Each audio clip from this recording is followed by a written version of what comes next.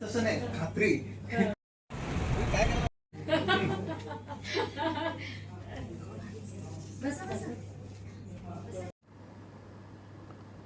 बाल अत्याचार प्रतिबंधक न्यायाधीश महोदय श्रीमती मोहंती मॅडम यांनी आज एक आरोपी ज्याचं नाव मुनीर कुतुबुद्दीन नदाब, गुन्ह्याच्या वेळी वय त्याचं 44 होतं.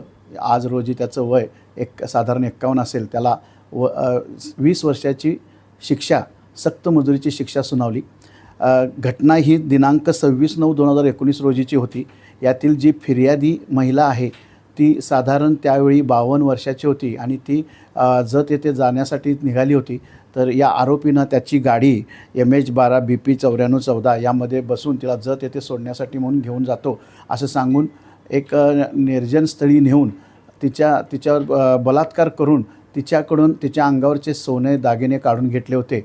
या दृष्टीनं वास्तविकता परिस्थितीजन्य पुरावा होता, परंतु यातील फिर्यादी ही वयोवृद्ध महिला असतानासुद्धा तिनं धाडस केलं, फिर्याद दिली आणि कोर्टामध्ये साक्ष ही घडलेल्या घटनेनुसार दिली.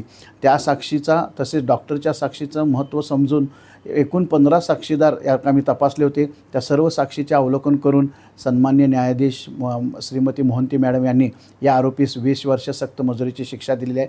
सदरची केस हे माझ्या सहकारी उज्ज्वला करवते अतिरिक्त सरकारी वकील यांनी ही केस अतिशय चांगल्या पद्धतीनं चालवली. या कामी त्यांना आमचे पैरवी कक्षाचे जे पोलीस आहेत ते म्हणजे रेखा खोत मॅडम, सुनीता आवळे मॅडम, संजय कापूरकर, सुप्रिया भोसले, त्याचप्रमाणे पैरवी अंमलदार सचिन बंडगर यांचे सहकार्य त्यांना लाभले.